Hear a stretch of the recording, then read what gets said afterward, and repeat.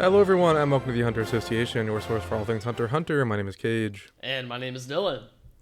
And on this week's episode, we are talking about Hunter x Hunter 1999, episodes 79 and 80, or Greed Island Final, episodes 1 and 2. Then, of course, we'll be going through our community comments. If you'd like to join in on the community and have your comment read, be sure to comment on the YouTube version on the weekly community post. Also, make sure to like and subscribe to help grow our community of Hunter x Hunter fans. Additionally, if you'd like to know when new episodes are live, click the bell to enable notifications. If you're an audio listener, make sure to rate, review, and comment on Spotify and Apple Podcasts. Also, be sure to follow us on Twitter at TXHXAPod, as well as Bluesky at THAPod for podcast-related updates and do some responses to the weekly call-out posts. If you'd like, you can also email us at hunterassociationpod@gmail.com. As always, we provide timestamps in the description if you would like to skip ahead to any of the aforementioned segments. Okay, a little bit of news. We got Chapter 427, background specifications completed, and 429, inking is complete. So, Yeah. we're getting very close to a whole 20 chapter batch basically being ready. Nothing beyond 420 has been submitted, though. So, I mean, I don't know. Nobody knows but Tagashi, I think, at this point, what's happening, what the plan is. But also, in case if you're wondering what happened to 428, since we kind of skipped that here, that actually got inked back in February. So that still needs the background specifications completed for that as well, along with 429, obviously. And then no progress on 430 as far as we're aware. So that's where we stand right now for these 420 chapters. Everything else is damn near completed aside from, being edited and then submitted to Shueisha. So we'll see. We're still in the wait and see phase. Yeah. I know, it's so weird, man. I just don't know what to expect. I feel like we should have heard something by now, but nothing. Radio silence.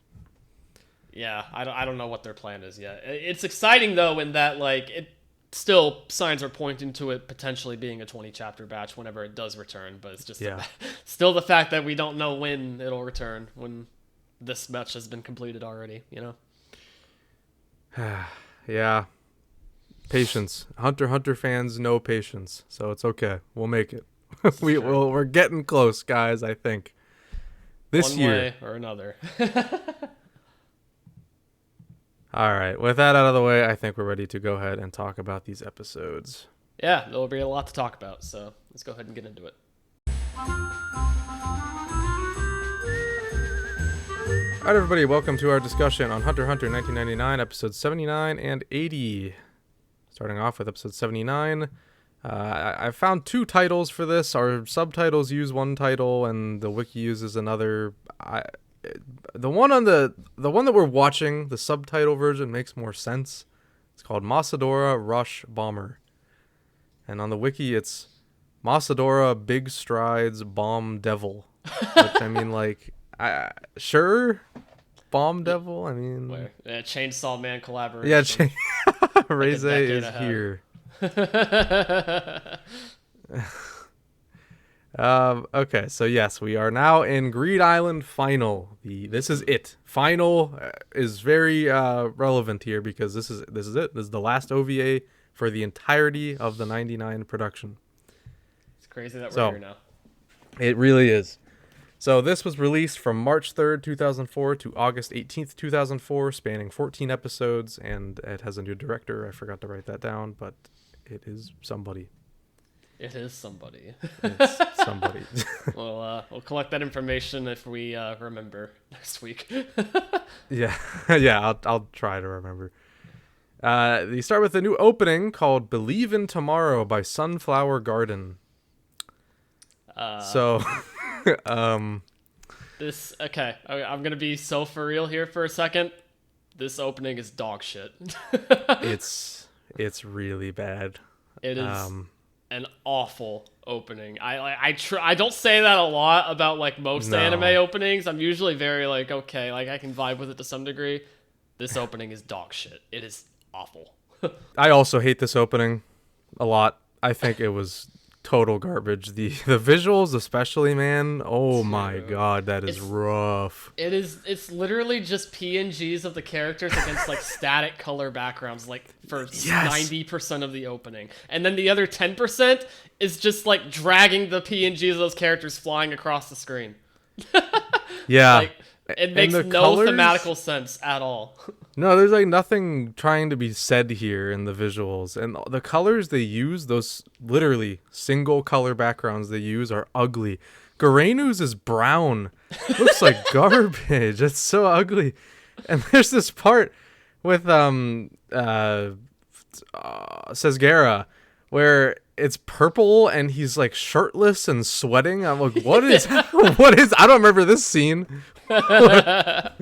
What's happening? It's really bad. And also, okay, something that like really like I cannot unsee now. That the moment I noticed it is there's a section where like it's like Gon, Killua, and Bluesky like flying through the air for whatever reason, right? And there was like the camera was like panned like behind them that was flying through, and Bluesky is wearing like fucking tights because like obviously they don't want like an upskirt angle. Oh, I didn't so even it's like, notice that. Yeah, so it's like now this just looks fucking weird, and that's the only thing I can notice like when that scene happens in the opening.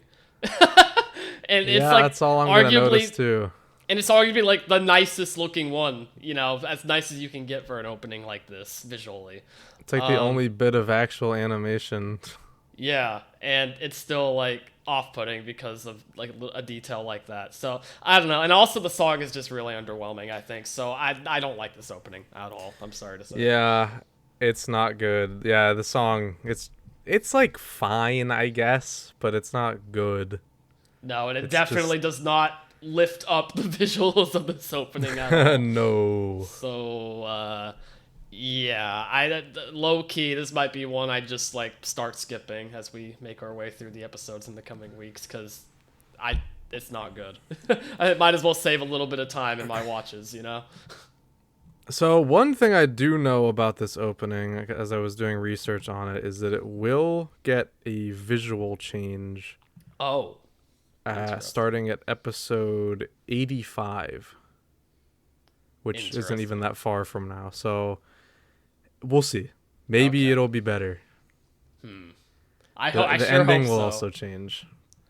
The the ending visuals will change at episode 92. Weirdly enough.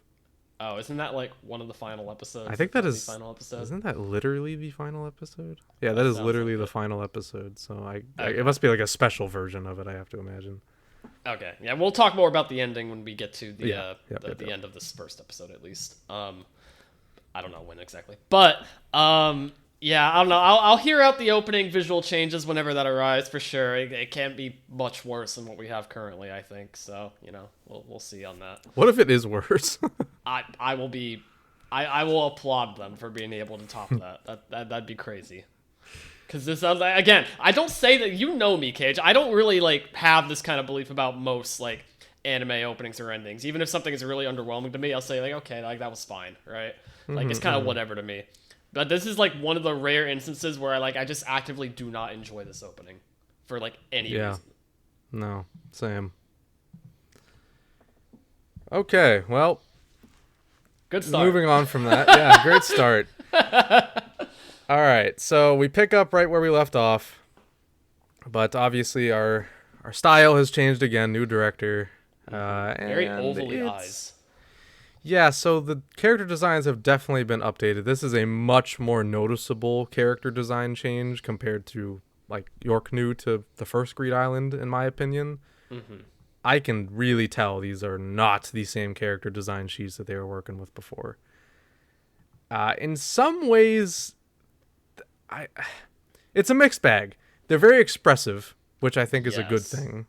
And the expressions do look nice. But there's just something off about them in ways that I have a hard time even explaining in words. I guess it's just Yeah. like I don't know what it is. It's just, it doesn't look right So all around. we can get more into detail on this when we get to like some examples potentially, especially in this episode I think. But my theory behind, because like I had like the same similar feeling as you, right? Mm-hmm. My theory behind it is that although this design shift definitely lends more into their facial expressions or being more expressive in general, right?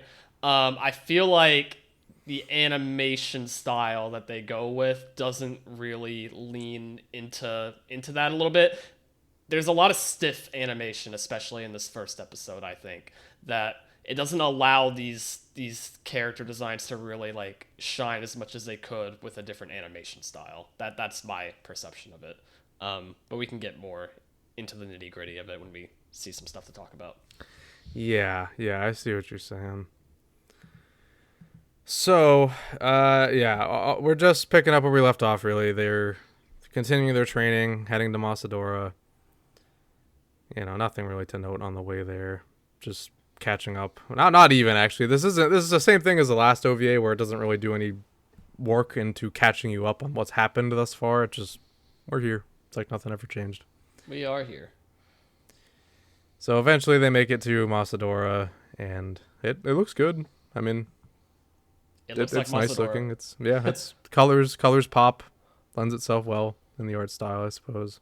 Mm-hmm. They've definitely gotten better at digital animation, I will say, but getting better doesn't always mean good things across the board. Yeah, We'll get there. A lot of spotty moments still. Yeah, but it looks visually more consistent, which is nice. Like, honestly, if this wasn't 4x3, there are screenshots of this where I could confuse it for 2011, because it looks pretty modern, or at least modern as of the standards of like 2010. Right. As close as you can get to it. Yeah. So anyway, they get there. Bisky changes her hair. Got the single ponytail now. Mm-hmm. Looking good. And they are trying to find a department store in order to buy cards, which is the only thing you can even buy in this world, actually. Mm-hmm. Yeah, it's like the only good, really. Everything is in the form of a card. Yeah. So, yeah. I want to point out this Glup Shido that they see in the department store that I've really like. It's like Santa Claus. Like he just looks like Santa Claus. Yeah, and that's exclusively because of the color scheme they went. Like the anime didn't have to color him red and white, but they did. Could have been anything, but yeah, he's Santa. Yeah, with like the double like pointy hat. Yeah. Yeah. So, they're thinking, all right, let's buy some spell cards. Let's go. But no, she buys a couple shovels. 3 shovels, I guess. No, it was 2 shovels, a rope, and a wheelbarrow. Yep. Yes, that's right. But she doesn't actually reveal those until she says, "Yeah, we're going back to the rocky area, like right now." Also some flashlights, it looks like. Well, maybe. But yeah. They go back to the rocky area now, right? Even though they made it to their destination. It's not the first time this will happen. Mm-hmm. And she's like, all right, now we're going to go in a straight line to Masadora. And they're like, okay, well, what about the mountains? That's what the shovels are for. They're going to dig right through them. So this is a new section of their training, and this kind of just begins a training montage of them digging through mountains, which is an absurd thing. But I love it. It's cool. My only gripe, and then this just kind of goes. There's more to talk about with this like scene, I suppose. But my only gripe is that this takes up like an entire like third of this episode. Yeah, like it's really long. Drags, I think. It I don't mind this section specifically. Like it serves a purpose in like showing the training that Gon and Kill are being put through, under Bisky, right? And it has some fun little moments here and there in it. But oh my god, it makes this 23-minute episode feel like half an hour at least easy. Yeah. Like, it really made it drag a little bit, I think. And like that's something, it's stuff like that makes me really appreciate how 2011 went about Great Island to a certain extent, and kind of like kind of making it a lot more manageable to watch through. Yes, this is that's a point I wanted to bring up, and I guess I'll just bring it up now since it flows into the conversation. We were talking last week a lot about how it's kind of nice how 99's taking its time. We're getting all the little details of Greed Island, except for like card descriptions and such stuff that 2011 didn't even cover. And now I'm feeling the opposite. I'm like, you know what? I think 2011 was right. I don't think we need to see everything that happens. I think we get the point in 2011 just fine. Yeah, So yeah, I think the difference comes from the fact that like, it's appreciative. It's appreciative to like get more detail and conversations around like little minute details that are like generally interesting to the arc, right? And unique to the arc. But when it comes to like training montages and like really the stuff that like we could get the point of in just a couple of minutes, right? Compared to like the damn near like 10 minutes it feels like that we spend on this section in particular. Like there, I can appreciate some parts of 99 taking its time, but I don't think this is one where it needs to take its time with, yes, absolutely. Yeah, there's a time and a place, and this is not the place. That being said, 1 point to 99 for this OVA series, especially compared to the last one. The music during this part was actually pretty good, I thought. It was very like jazzy. Yeah, very, it's not bad. The music all around has been fine, I would say. Yeah. Like it's it's music. It stands out more than it did in the past OVA at least, which is an improvement. And we'll get to it, but I was also surprised that they changed the next episode preview music a little bit. It's still the same jingle, but it ends differently. I don't know if you caught that. I don't know if I did catch that actually. Okay, but, well. Yeah, so my bad on that. But yeah, I think from this episode alone, at the very least, like there was multiple points where I was like, okay, I'm actually like acknowledging the music at the very least compared to the last series, which is a major plus. It doesn't all sound good. There's also some like default like royalty free esque sounding music that plays, sure. but the tracks that are good stand out. Which is for sure pretty much all you can ask for. Which for Anyhow, me was definitely this piece of music in particular too. I just like the saxophone part, maybe. Yeah, the training montage music for sure. That worked. Yeah, I liked it. So anyways, the boys get through their first mountain, and then Bluesky shows them how they'll be resting from now on, which is by sleeping while holding on to a rope that it's like a pulley system basically of a big boulder. If they let go of the rope, it's going to smash on their head. Which is kind of fucked, by the way. Oh, also she's gonna be occasionally throwing knives to cut the rope. So, yeah, they gotta be alert. Yeah, like, are you just trying to kill them? Like, that's kind of fucked up, I think. Pretty much. And this is yet again another part of the episode that feels like it lasts a while. Yeah. But gist of it is Killua, he can do it easy. He literally says, like his dad used to do this to him, and the way he reminisces, it's like a fond childhood memory. Like, just like dad used to do. But Gon, not so much. He messes up the whole first night and wakes up with a million bruises and is very tired. Lots of goose eggs. Yeah, perseveres, gets through the day. And the way... I like how he's drawn when he's tired in that cave, like the little moment. He looks funny, like the bags under his eyes, he's all droopy. Yeah, it's not a way we've seen Gon too often. No, it's a rare instance where Gon is not drawn as like very like happy and or determined. Like it's just, he's just kind of going through it, He is going through the ringer right now. So, they continue working. Then the next night, she increases the size of the rock, but more so for Gon, since he sucks so bad. Which barely makes sense, in my opinion. I feel like you should, like, ease them into it. Like, make the rock bigger as they improve. You would think, but, like, maybe it's just, like... It's like a punishment of some sort. It's like, okay, like, it'll drive you, like, you really need to not, like, fuck up. True. Yeah, there's that way to look at it. And so begins another small montage. Actually, not really. We just kind of cut to the next day and Gon's still tired. And then he hits a hard part of the mountain, something they can't really use the shovel on. So then Gon, another good moment of Gon being smart, which is, again, relatively rare, but it happens. He's like, you know what, I could use my, like, Nen and my fist to break this, but that's not allowed. We gotta use these shovels. And he thinks for a moment, wait, I could, like, channel the aura into the shovel and do it. Good job, Gon. Good Smart job. thinking. Yeah. And he tells that to Kilo, and he's like, oh, damn, yeah, you're right. The rock feels just like pudding. Something about that sentence just made me Interesting analogy, yeah.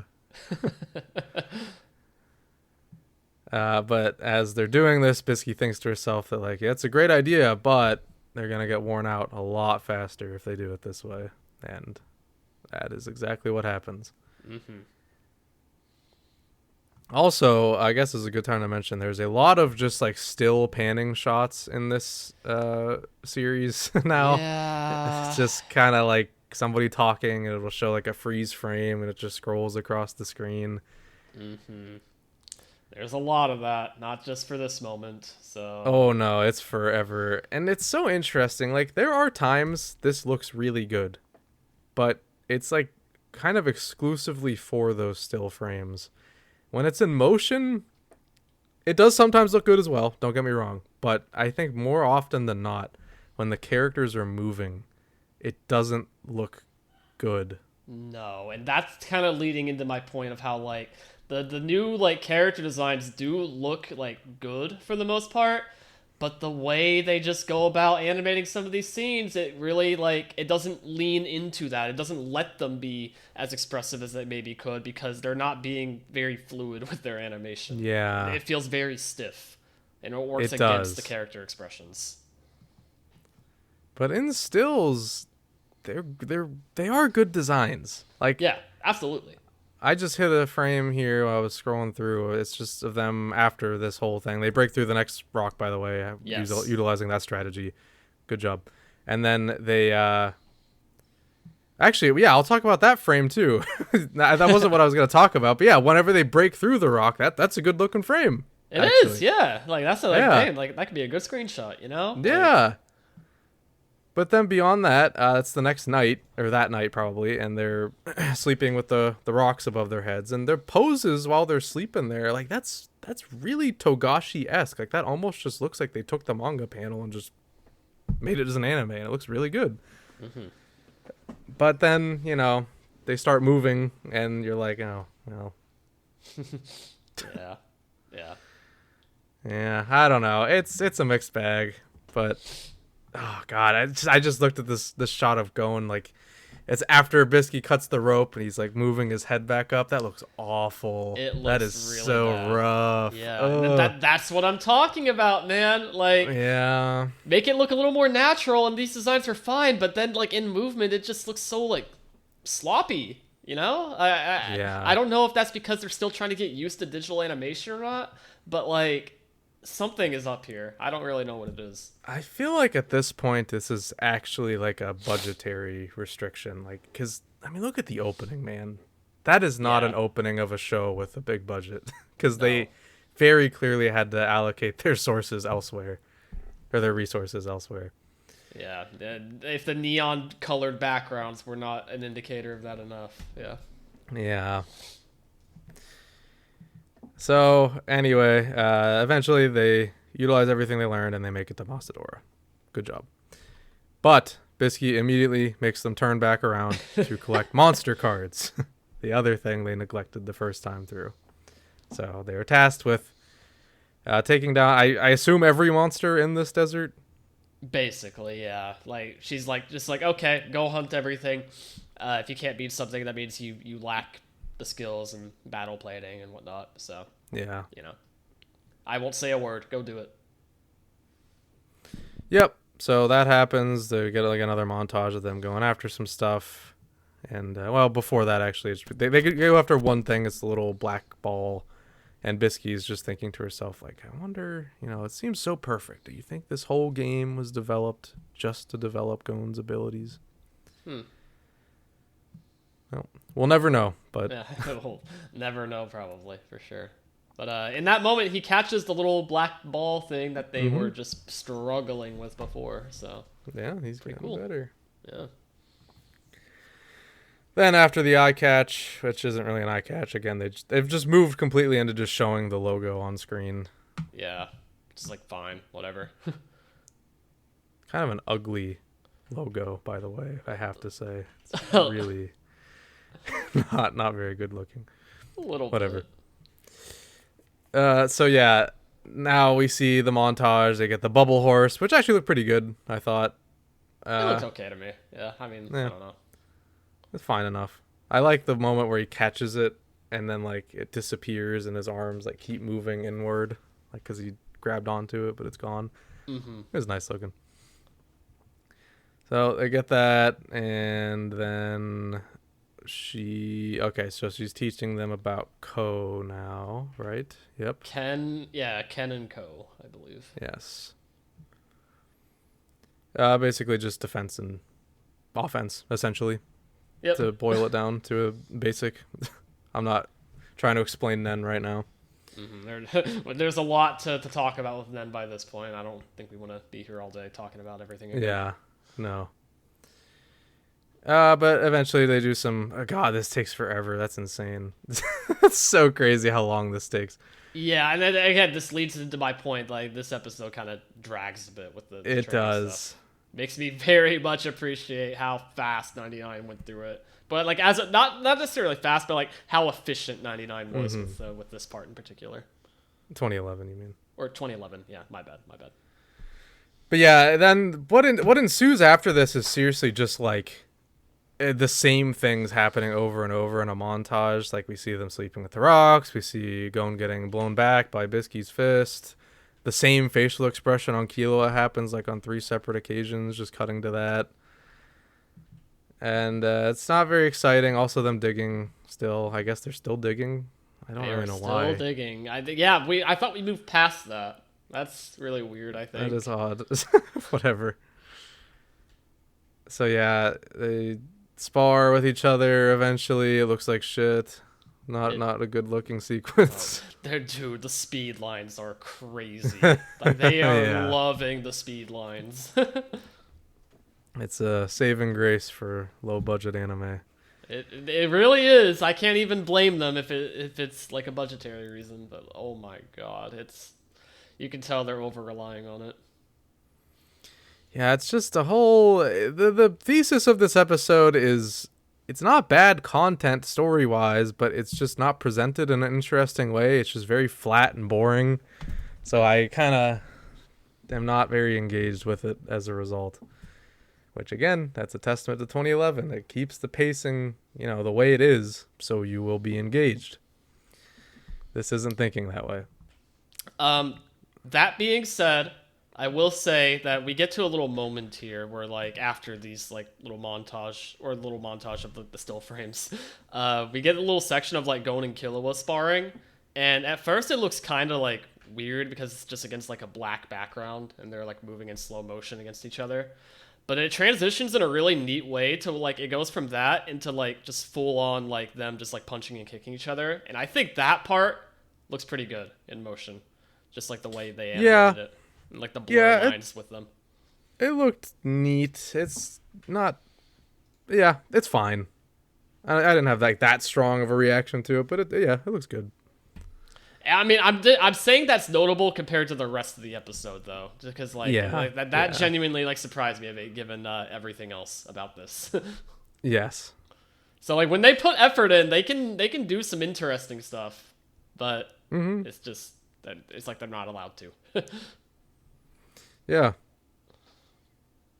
So, their next task is to break a rock with another rock without breaking the first rock. Over and over again. They both get like well over 100 on their first try, and they're both like, ah, shit, damn it. And Biscuit's like, no, that's actually good. It usually takes like 2 weeks or a few weeks to clear 100 rocks. So Keel was then like, okay, so we can move on to the next thing, right? No. Hone your skills, all that, yada, yada. And so then we move into, she does the finger point thing where she, the number appears, they call it out, they tie again. And they want like an actual loser this time. They're tired of tying. So they do rock, paper, scissors to decide who actually wins or who has to do push-ups. Well, loser does 500 sit-ups and push-ups. And push-ups, yes. That's Which is absurd. torturous. That's crazy. Yeah. So Gon wins, and then this prompts Bluesky to be like, oh, rock, paper, scissors actually stems from martial arts. Wow, how about that? Oh, yeah. And she explains that, and then Kilo makes an old joke again, and he gets sent flying. But this kind of sets in motion Gon's plan. He's like, John Ken. Okay, I see. I'm feeling something here. Mm-hmm. And that shot of him looking at his fist, his ear on his right is not good looking. No. It's like, how do I even describe this? It just looks like a weird, like, flesh creation coming off the side of his head. It's like, okay, it's more like his left ear looks like an ear, right? Yeah. And like so does his right ear, but his right ear, it's almost like it's like protruding from his head sideways. Yeah. And it doesn't look very natural. Like I'd almost wish they just like didn't draw that ear. And it would be a little more natural, I think. It's so weird. But then we get a cool scene, for the most part, where we see the troop. They have gone through with their plan to go to the real world location of Greed Island, like without entering the game. I wonder how they figured this out. I always wanted to know the process of figuring out where this was. Yeah, I don't know. They don't really. Well, I guess they kind of went into that a little bit last week, but I don't really remember. Kinda, not really though. I wanted to. I'm more so talking about the actual. I want to see the process of okay, we know this, and this, and based off of this, it has to be right there. That would be cool. Yeah, I wish we got to see something like that.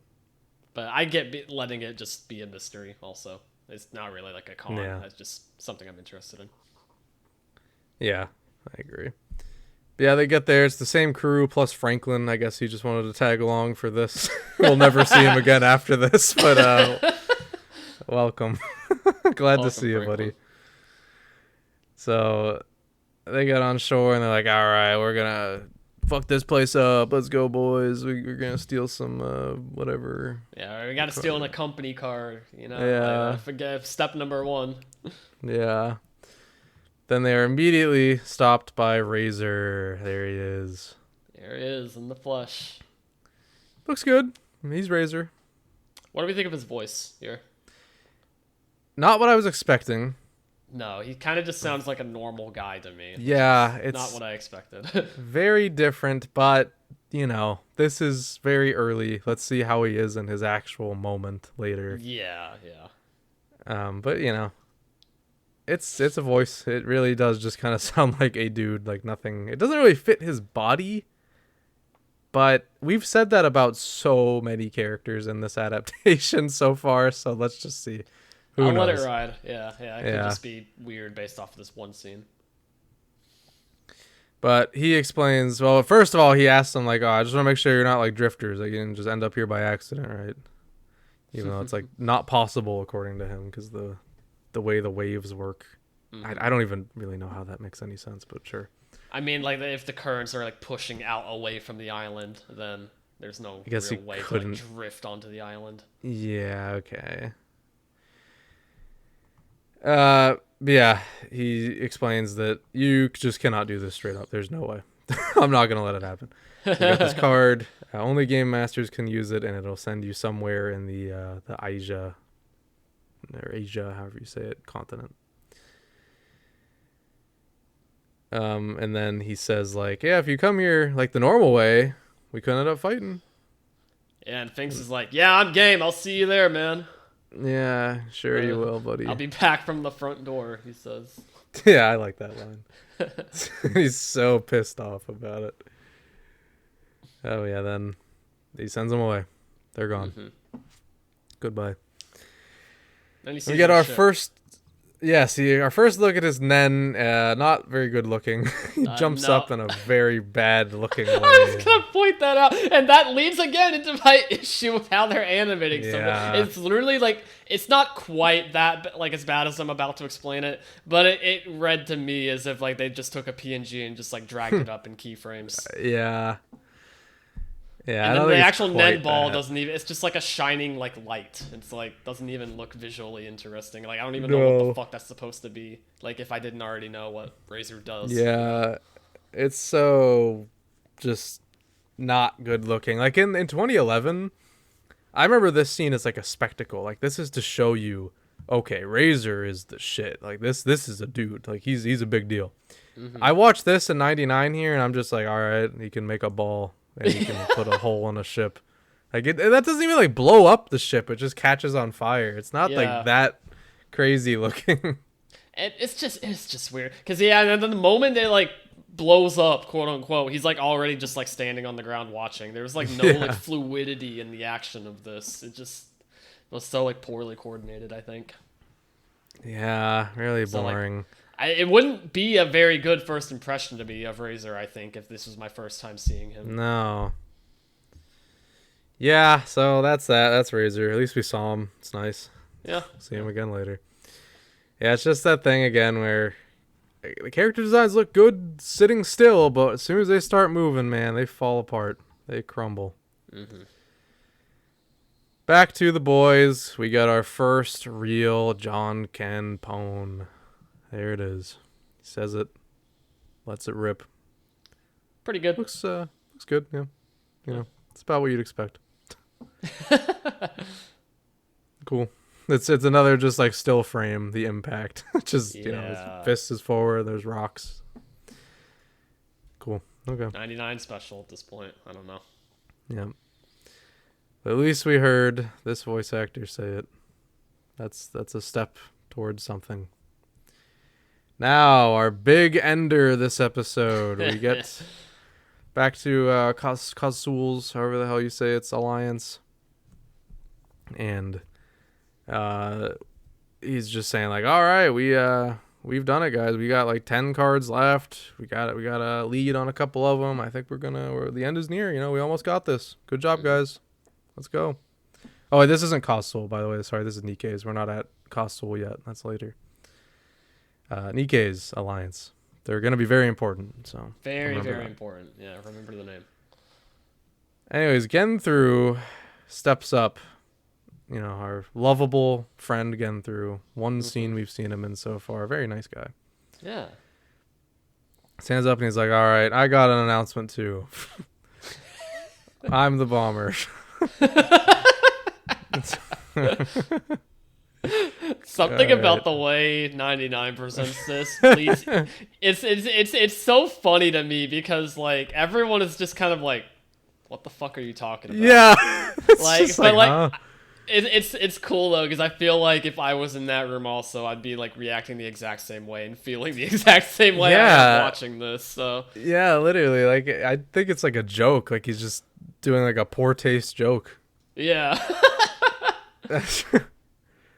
But no, he's just like, he elaborates a little bit. He's like, I've placed bombs on every one of you. I'll exchange your lives for designated slot cards is what they're actually called. But here they're pocket for some reason. Designated pocket cards. Yeah. Then Yeah. we end on a really freaky smile. And that's it. That's the end of that episode. Ending Cool. on the bomber. Thank you, Bomber. We're here. The Bomber's here, guys. The Aren't you bomber is excited? here. Oh my gosh. Let's go.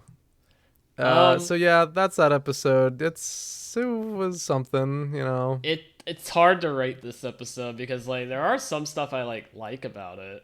And there's a Yeah. lot I don't like about it. But like it's kind of standard stuff, but it's just like I don't like the I don't know where to pinpoint my frustrations entirely with this episode, I think, because it's kind of just all over the place. It's very weak animation and character designs, so that doesn't help. The content of the story, I mean, you know, it's just the training part, which I generally like, but it's just this adaptation isn't presenting it in any engaging way, which just lends itself to being kind of a whatever episode. I won't say it's like outright bad, but it was disappointing, I think, on the whole. Disappointing is the right word, I think, too. Because I also don't want to say it was like bad. Because I think objectively it's really not. No. But I just, there's so many things in here that I think would be fixable even on a budget scale, you know? But, Yeah. you know, what do I know about that also, for one? And for two, like, I think that aside, like, I think it's fair to critique it for the way they paced, like, the training montage stuff especially. And it did kind of drag out the feeling of the episode length a lot, I think. And the fact that it's making me, like, go back on what we were talking about last week and be like, yeah, like, 99 maybe did have something in mind, you know? Or they did cook a little bit with kind of cutting out some stuff and, like, not, like, dwelling on stuff as long in Great Island. Or, like, 2011. I don't know if I said 99 again. Sorry if I did. I lost track. I don't know. Yeah. The fact that I'm going back on, like, what we were talking about last week and that we were appreciating 99 going, you know, spending more time on the details, I think says a lot about how, like, you know, maybe this wasn't the right move at the time. Yeah. Because it made a 22, 23 minute episode feel like over half an hour. Yeah.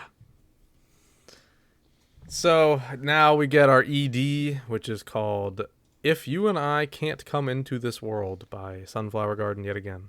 Now this is good, I think. Yeah, I like the visuals, like, in terms of, I do like that image that we see. Yes. It is kind of distracting how it's like the only thing we see. Like, it's just a slow zoom out on this one image. Yes, but that is better to me, I think, than the nonsensical garbage that we got in the opening. And the song is a million times better also than the opening song. Yes, the song is really nice. This still screams like, you know, budget cuts. Like, this probably could have been something more elaborate, but I think this is utilized. Like, they utilize their budget in a better way here, because this effectively is 2 images. They probably just commissioned 2 single images for this entire thing. But it looks good. It's just this nice little, like, kind of color spread, like manga color spread-esque drawing of all the Greed Island, well, not all of them, but a selection of Greed Island characters hanging out on a beach. Yeah, we got Gon, Killua, Hisoka, Bluesky, Phaeton, Shalnark, Machi. Razor's in the background, I think. Yeah, Razor and Sezgera. So, missing a few, but yeah, most of them. I also want to shout out the little effect thing that they did on, like, the dice that, like, Hisoka is, like, holding. Because, like, that looked, like, pretty interesting, too, I think. It's simple, but yeah, it's just kind of moving up and down. But it looks good. But it's the way that it contrasts with the still images in the background that, like, I can appreciate. Like, okay, even though they were clearly on a budget for developing the CD, they, like, wanted to try and make it stand out in some type of way, you know? And I think it looks nice enough given the circumstances. Yeah, and then I also really like that last shot of Gon and Kilo. Actually, I thought that looks really nice. Yeah, for sure. So yeah, million times better than the opening. So I can at least, like, appreciate that as I continue to watch these final episodes. Yeah, and as Dylan said, it is a good song too. Better than the opening. Catchier. Way catchier. I dig it. All right, that brings us to episode 80, Without an N, New Year Hunter Exam. Exciting. It's one of my personal favorite parts of Greed Island, so I was looking forward to seeing this. Mm-hmm. So we start back with the bomber, who is explaining exactly what we just talked about, and some guy, I think actually this is a named character, I don't know, Jispa, the guy that took them to, the guy that brought them here to begin with. Just, I don't know, he just, like, lunges himself at Genthru. I don't even know what he was trying to do, but he dies immediately. He immediately gets face palmed or, like, pie faced and then just blows up. So goodbye. Yeah, I don't know. He had no plan. He was just gonna, like, body slam him, I guess. But, you know, Genthru blows him up and he's like, you know, don't fuck with me, basically. And it continues the monologue. Yep. So you know how this goes. He explains his whole ability about how, I wonder how you all got the bombs. He's like, well, it's because I touched all of you and said the keyword bomber. And That's then how the bomb is planted. multiple people have flashbacks like, oh, that's how. Yeah. Like, yeah. Which is always just like, man, if this arc had been longer, this could have been cool. Like, you could actually like look back and be like, oh, all these moments he did it. But we saw this guy like 3 episodes ago for the first time, longer than that, but he just disappeared for the rest of them. And Well, all of these scenes we see here are in that one episode. and that's the thing that always gets like, this is not specific to 99. No, this is Hunter x Hunter. This is the weirdest thing about this arc to me, because like, if we want this to be like a shocking like reveal, like, oh, the bomber was an inside like agent all along, like, don't you think, Tagashi, that we should have spent more time with the guy and, like, try and get an attachment to him? Because the moment you pull a reveal like this, when we've seen him one singular other time since then, I think it has the exact opposite effect of, okay, well, I don't care at all about this guy now, like, he's kind of just it doesn't, we get that one scene, where he's just like a nice guy, I don't know, part of the Alliance. Okay, that's your first impression, just a whatever character. You probably, honestly, I figure most people probably forget about him by the time they get to this scene, because he's just nothing. He's literally just a background character. And then he stands up and is like, oh, I'm the bomber. So now your real first impression of him is, oh, he's the bomber. What is that? I just, what a weird character. It's literally just like, oh, okay, that's him. I guess he's the main antagonist of the arc now. So it's like, cool.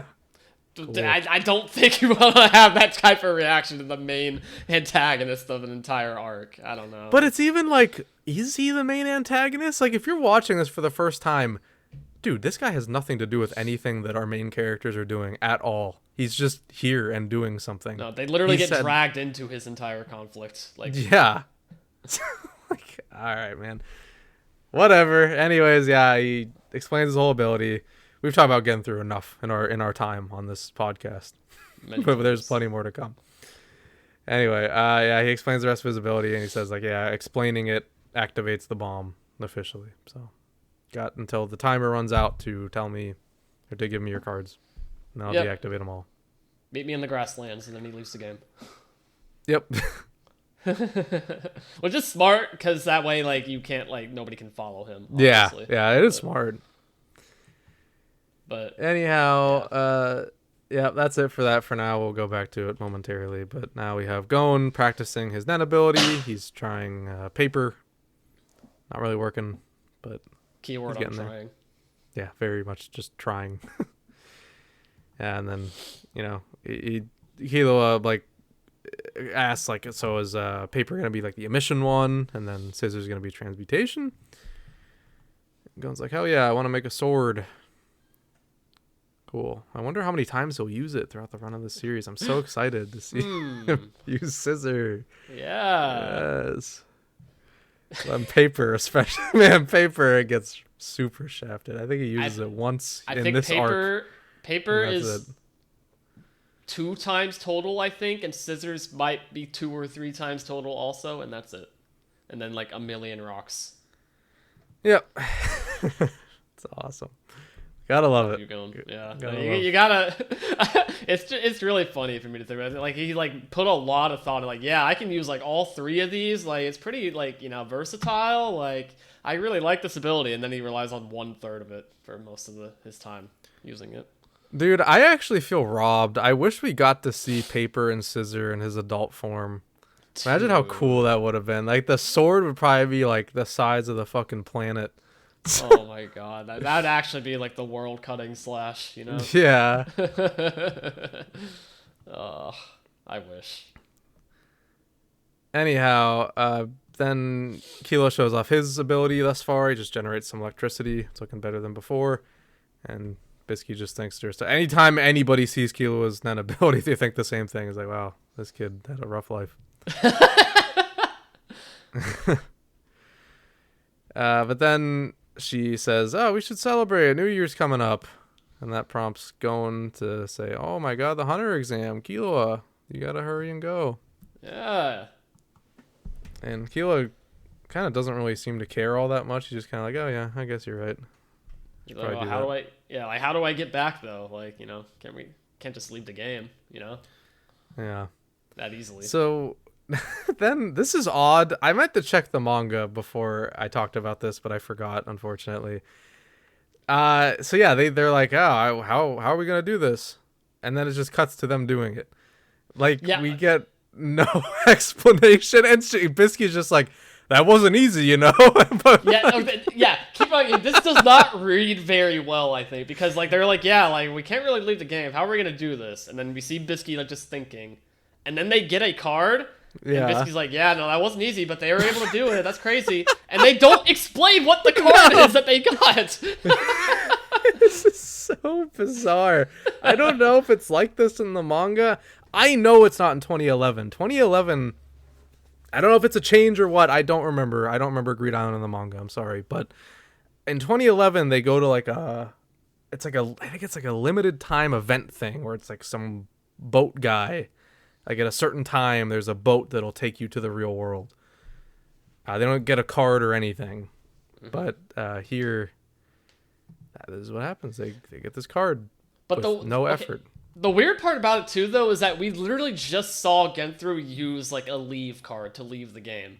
Yeah. So like we couldn't have like used that as like a segue to like you knowing what card specifically he used. We're getting a completely different card that we're not explaining here. It makes no sense to me. That's only obtained through a special event that we've seen nothing of. They're just like, yeah, we did it. What the hell did you do? Yeah.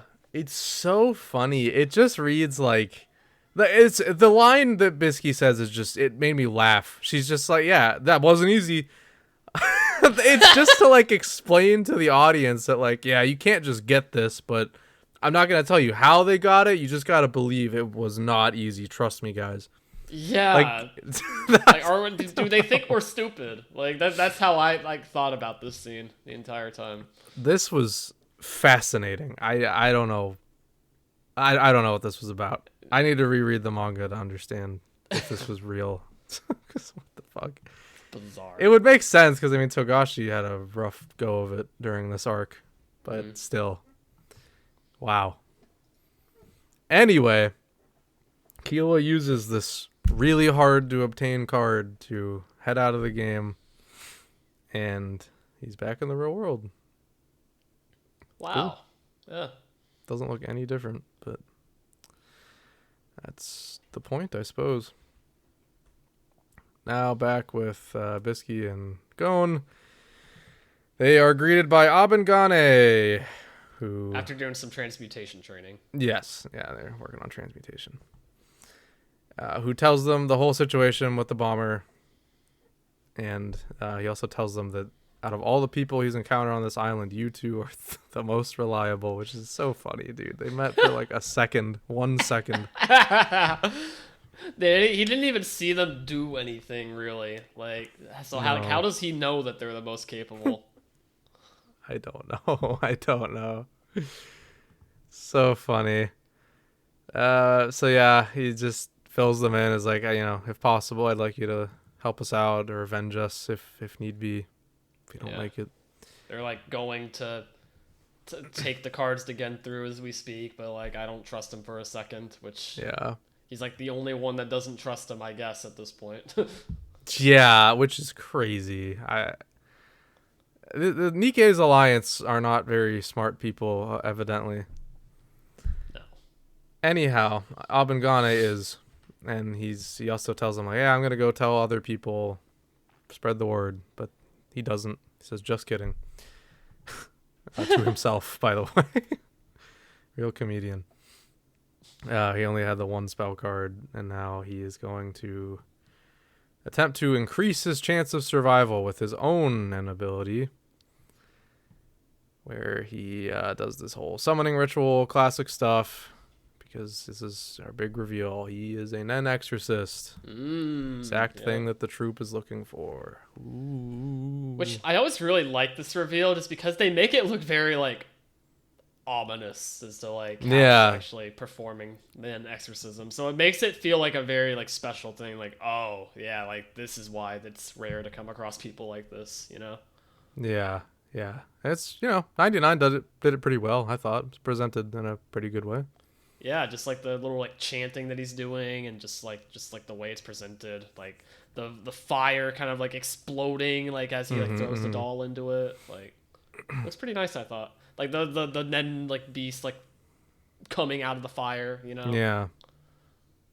Yeah, and he makes note as the Nen Beast is coming out. It's just like, oh, this is a big one. So this must be a very powerful Nen ability. As this thing approaches him and starts sucking on his shoulder, he gets the bomb off. And Just in the nick of time too, because like yeah, as we'll what see we're about momentarily. to see. Yeah. Yeah, it's crazy timing. Oh my god, he was about to be dead. But yeah, he's good now, and he now has to carry around this Nen Beast for X amount of time, I guess, until it digests the bomb. Yeah, a little while. So he just has this big cloak thing. I don't I don't know where he got that from, but he just has it and puts it on to cover the slug. Yeah, so now he's just gonna wait things out. Basically tells himself like, well, he's gonna think that I'm like dead once he activates that bomb. So Yeah. I'll bide my time. I'll attack him, when needed. Yep. Will that Good happen? job, Abengani. TBD. We will see. You never know. You never know. So now back to Gohan and Bisky, who are just kind of talking about like what they should do. Ultimately, they're just like, right now, nothing. We're just gonna keep honing your skills. We gotta get your Nen ability developed. We need more spells. Yada yada. They're not ready, or Gohan's not ready at least. Bisky could take these guys down instantly.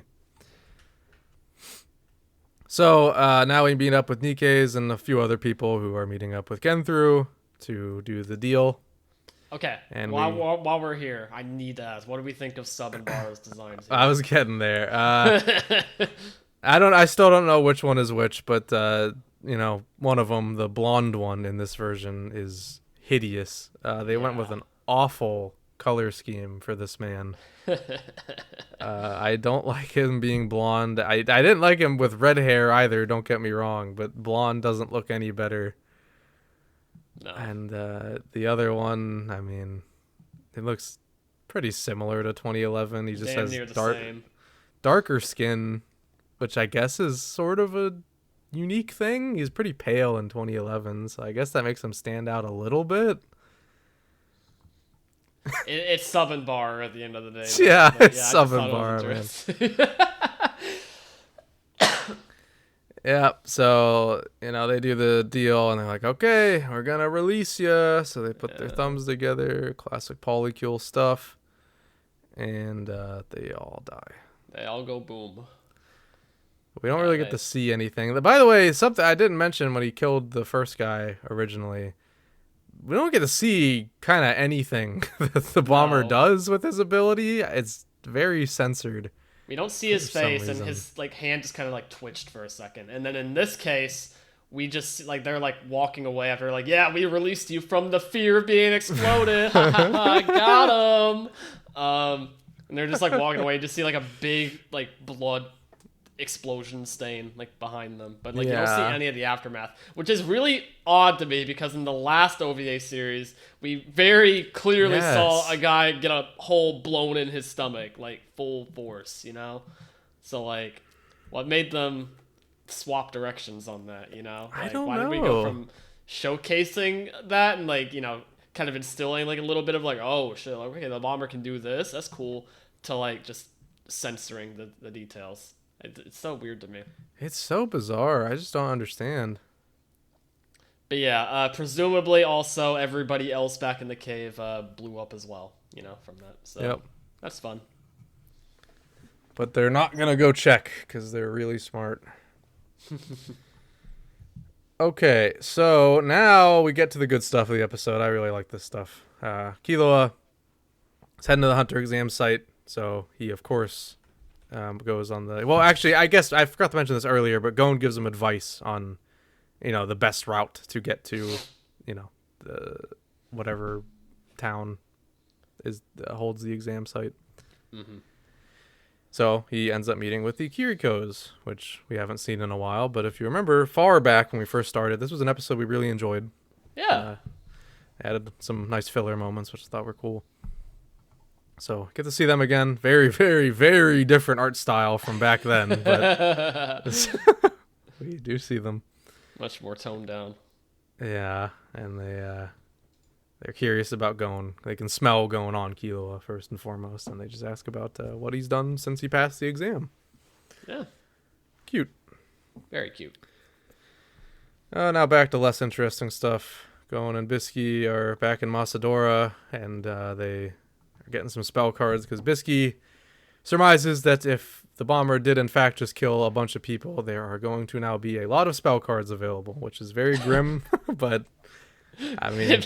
It makes sense though, I guess. Like, yeah, any cards that were on them just kind of goes back into the ecosystem, right? Yeah. So, it's interesting. So they just do crashes just that. the entire card market in one they fell just swoop.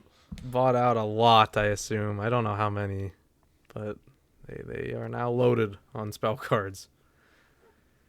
And then they go to a store, and this lady's immediately like, yeah, we didn't really have a whole lot, but now we have a lot, in stock. So Yeah, immediately confirming. yeah, she's like, damn, okay, well. Mass murder's on the table, I guess. Yep.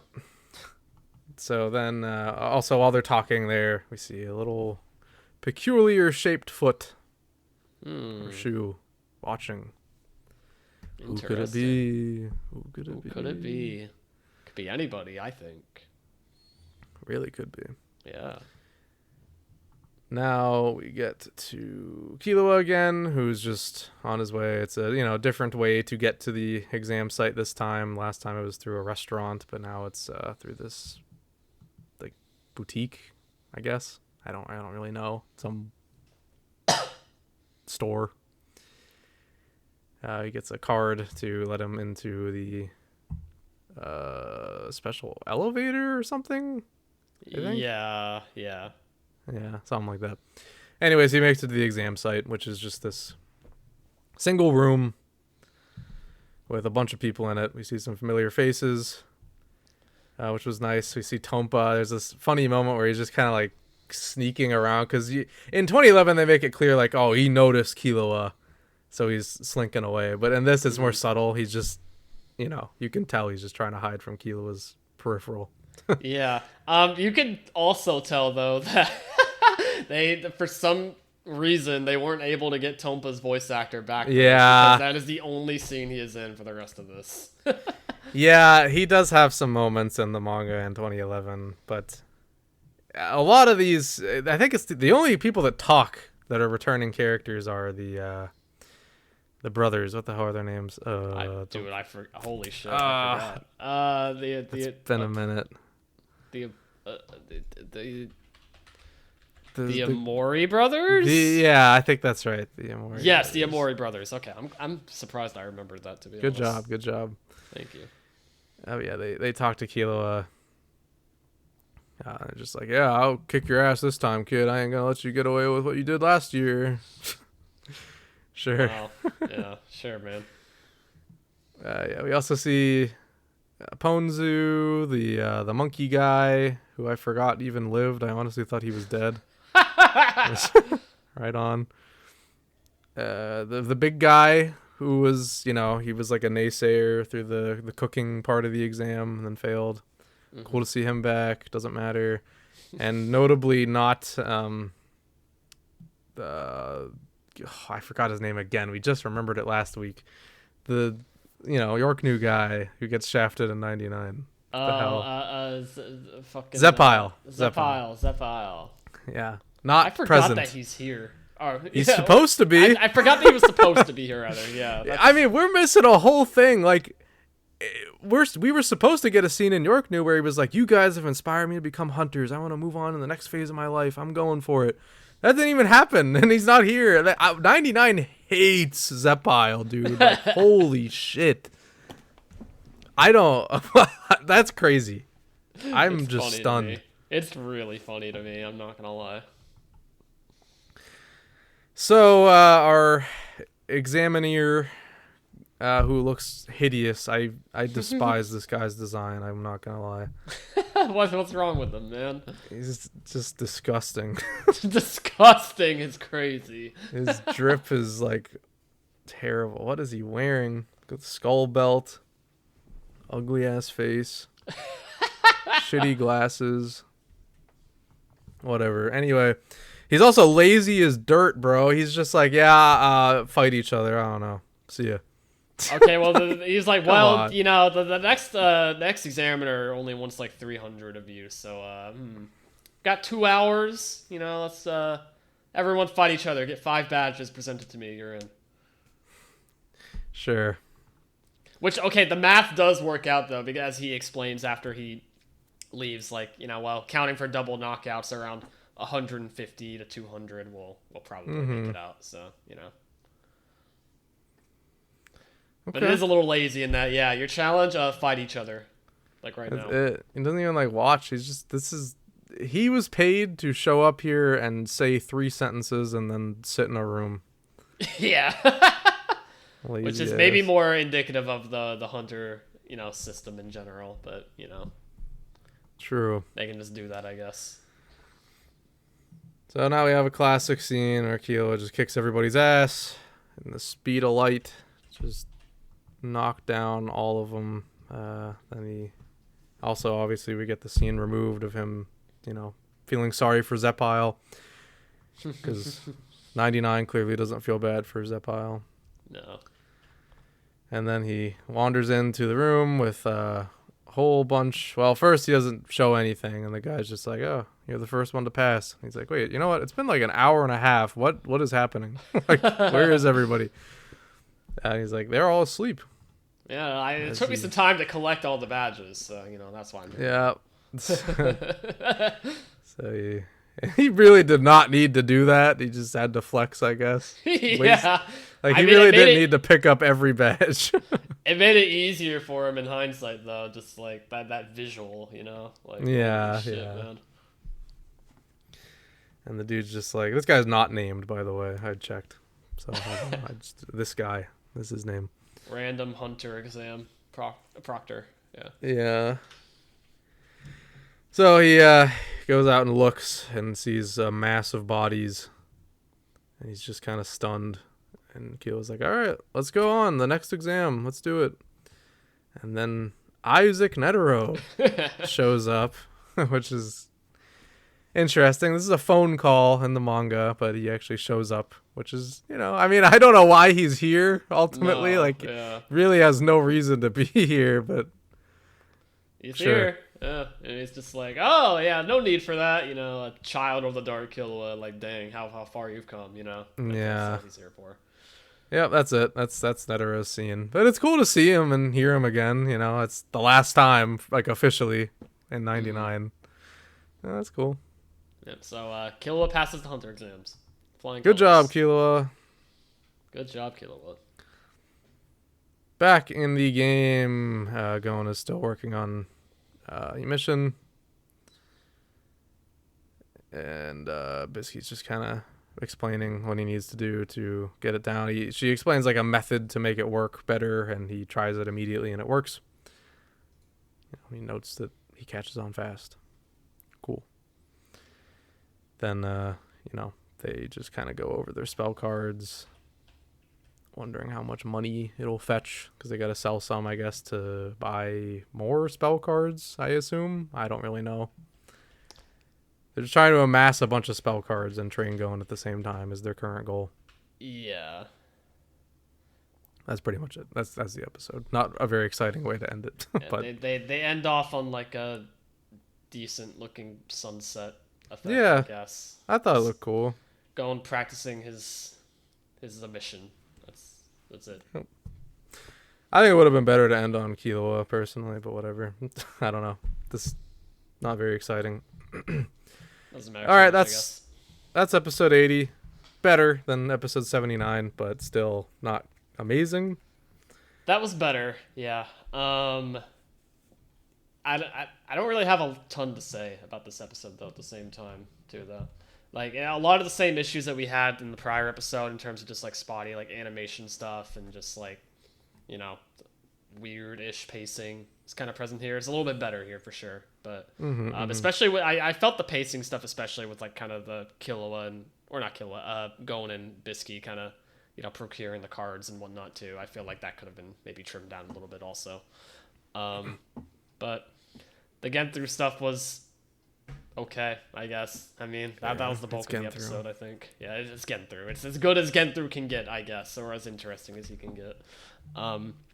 99 did an okay job presenting that. And then the Killua stuff was fun, but not really much to say aside from that, I think. Yeah, all pretty stock standard stuff. Just nothing really notable in terms of like good animation moments. It's just this was an episode of anime. It was an episode of anime. Yeah. Weird stuff along the way, like the censorship with Genther's ability. Yeah. Yeah, I don't know. This gives me a weird feeling going into the rest of this this OVA series. I think it's not a strong start. No, I hope the quality increases even just a little bit. But if this is what we can expect going forward, it might be a little bumpy, I think. Yeah. It makes me really curious how the dodgeball fight is going to look, especially. I know. That's what I keep thinking about. Because like if that one razor animation thing also was anything to go by, we'll see. But I don't have very high hopes. No, me either. Okay, well, that's those episodes. I think this is some of the most underwhelming we've had yet. Like, we've usually been, decently positive about these OVAs so far. Mm-hmm. This is the first time where I'm kind of feeling like, I don't know. We gotta see. This isn't looking good, though. It's not a great start. Not terrible, but not good. Yeah, I'm right there with you, I think. All right, with that out of the way, let's go ahead and see what you guys had to say about these episodes. Yeah, let's waste no time. Let's get into it.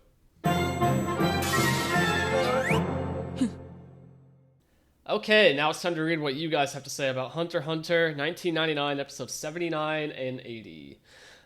Usual reminder, if you want to get in on the fun, discuss any given topic week to week, make sure you keep an eye out for the YouTube community posts, as well as the call-out posts on Twitter and Bluesky. And of course, if you want to email us your thoughts whenever you so please, you can do so at hunterassociationpod@gmail.com. Before I start, I wanted to say I apologize if I sound off reading these comments today. I'm kind of recovering from a small cold today, so if my voice has sounded very nasally to you today, and you've heard a lot of sniffling in the microphone, that is why. I apologize. Okay, we're starting off today with Milu Kitty, though, from Bluesky. Hi, how was your week, guys? I'm recovering from being sick, if that tells you anything. But it's been fine, I guess. Yeah, not bad. Nothing to note, so. Yeah. Sure. Celebrated my girlfriend's birthday this week, which was on St. Patrick's Day, so pretty fun. Shout out to Lex. Nice. I'm sure she'll watch this eventually. She's a watcher of the podcast. Yeah. Oh, hell yeah. Episode 79. In this episode, Bluesky is almost ginger, or is it just me? Did her hair color change at all from the last batch of from the last OVA series? Perhaps slightly, yeah. I think it's more of like a just way that this looks, like the lighting, I guess, is different. Yeah, I think the lighting is very different compared to the last OVA series, so that would make more sense to me. Yeah. Running through the beach, very shoujo-esque of them. They're leaning a lot more into like the Bluesky's presentation as like a shoujo kind of girl, like Sailor Moon-esque. I that's something we didn't really touch on, but I think the new character design sheets that they're using or whatever definitely like lean more into that, I think. Yeah, I could see it.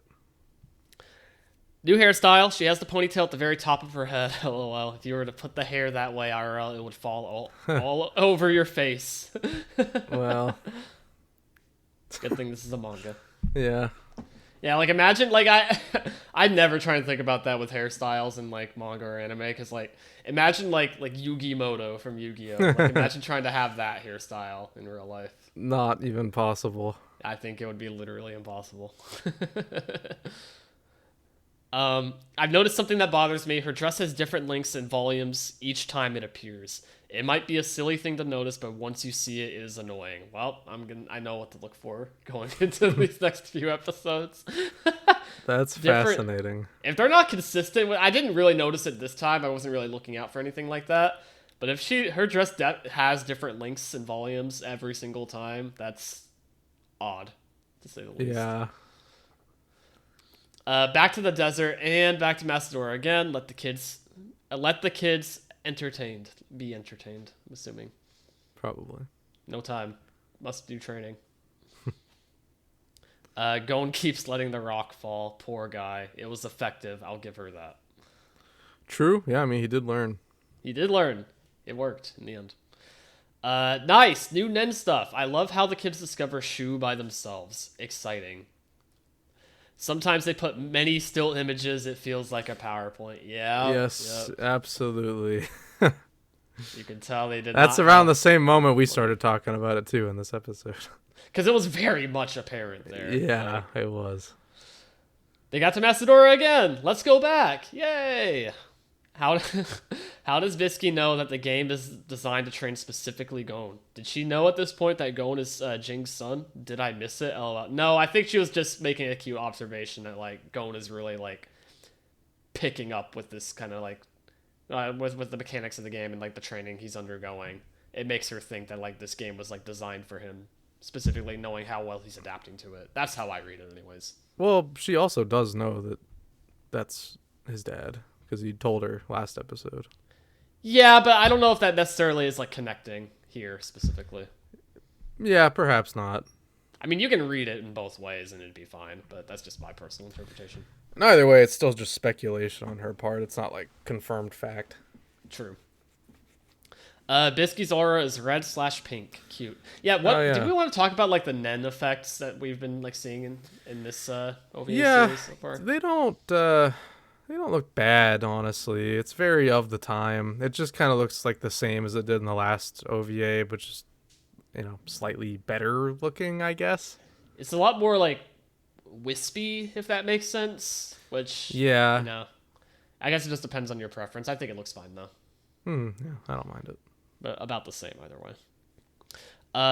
Ken, explanation. Bluesky is such a good teacher, and she's so strong. I love her. Gon is amazed. We love Bluesky. Yes. And more still images. Lovely. It's expecting it going forward. Yeah, it's going to be a lot. We get a cool Ryu explanation. The martial arts and Junkin Pone correlation is cool. I also think that's really cool. Yeah. That was definitely like one thing when I learned about that originally watching the series. I was like, oh, that is like actually a fun fact. I didn't know that. Yeah, that is. Hell yeah, Razor is here. Let them know who's the game master. He is so chill. He is so chill. I love that about him. Jajonken is born, no name yet. And we will not get one. We will not get the name. Oh yeah, my favorite character, the Boomer. Yeah, that typo haunts me. It's so funny. That is a classic typo. We love the Boomer. Continuing, she says, episode 80. This MF has such a chill voice given the fact he just blew off a person's face. LOL. Yeah. Yeah, Genther's a chill guy too, don't you know? He is. He's just as chill as Razor. What's up with the duplicate audio for the thoughts of these poor people? LOL. Oh, that also reminds me of this weird thing with the audio I noticed where one of the times that Gon and Killua are in the cave, they like actually had Killua's like voice actor step away from the mic. You can very clearly tell like he's just standing farther away from it to emulate being in a cave, I guess. That's hilarious. Killua's Hatsu, did Bluesky really say that they're no longer cute because how strong they've become, or is it my stupid subtitles? No, yeah, she said that. Yeah. Abangane's net ability is impressive. Ew, the thing he creates to destroy bombers countdown is ugly and disgusting. Yeah, but it's awesome. Yeah, that's Have what you ever makes seen the plushie of it, Dylan, where you can like put it around your Yes. shoulder? I love that thing. You know what? It's a lot like Toji's thing from JJK. always just- thought about that. Yes. Yeah, I just realized that. Yeah. It's, just that Toji's worm is a lot less gross, although still very gross. Yeah. Also much shorter. But Yes, much shorter. it's cool how like both are kind of like just like a worm that like contains like, effectively a curse, Mm-hmm. So Yeah, it's pretty cool. yeah. Very similar. Kilo stays with Kiriko and talk. That's so sweet. Yeah, I love that scene. It's funny seeing a little kid in casual clothes entering a boutique. Oh, it was a boutique. Thought so. Mm-hmm. Ponzu, last time we see her. Yeah, unfortunately. And Netero, also, the last time we see him. Hey, we didn't see Zeppa. Where's my guy? Such a shame. Lastly, Gon training. Okay. Yep. That's about how I feel about the end of that episode, too. Okay. Yeah, okay, sure. Yeah, it's such a lame ender. The ending is cut. Never mind. Why is this freak the first to appear? Oh, Hisoka. Yeah, that is the first thing you see in the ending. It is a strange choice. All right, thank you as always, Milu Kitty. Yeah, thank you. Appreciate it. All right, let's see if reading insert names comment worsens my cold today. It surely won't, but starting off with an insert names comment. During Heaven's Arena, I said that I might like it less than Greed Island. I may get irrationally angry at that arc. Strike that rationally angry, but I forgot how much I just feel nothing watching episodes like these. Yeah, okay. I feel ya. These, I guess, I was kind of waiting to say this, but these episodes do kind of lack a soul. But let me wait. I don't know. We're early. Let's just see how this plays out. Everyone is constantly off model in unflattering ways. Bisky has some very unflattering lips in some scenes. The boy's eyes drift across their face. The camera angles and slow panning shots are fucking insane. There's no rhyme or reason for any of it. Characters do not meld well with the background. Man, it just makes me tired.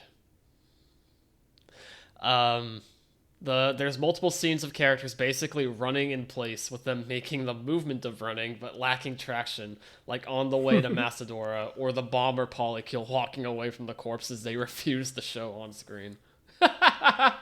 They did kind of just like it. That bomber scene especially, I can't believe I didn't really bring this up in the discussion. But yeah, when they were walking away, it was almost as if they were just like they just had them walking in place, and then they like layered like the background, and then just like dragged the background down. Background, yeah. It looked pretty bad, I think, because you could tell because like the blood splatter was like it didn't like move like with like the camera almost. It kind of just stayed in place also. So like I don't know. Yeah. It was. It just looked weird. I don't know. I don't really know how to describe it. This is more how I remember the Greed Island OVAs, rushing it way through its material. Genthu's entire plotline is rushed to hell. They don't show the group collecting the cards. We don't get Jispa getting his face blown off. We don't get any of the back and forth between the two camps. Everyone involved has more sauceless designs. And because of it, this scene feels rushed and unimposing. It's a complete afterthought that takes up maybe 5 minutes of screen time. This doesn't have to take long to do it right. It's maybe 10 minutes of the Greed Island arc total. It just has absolutely no aura here. Then they do the betrayal so utterly fast you feel nothing and refuse to show them on screen. What a misfire.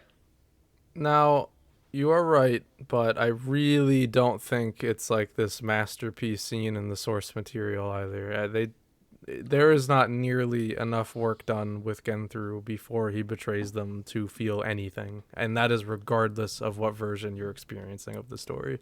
This is not unique to 99, I can promise you that.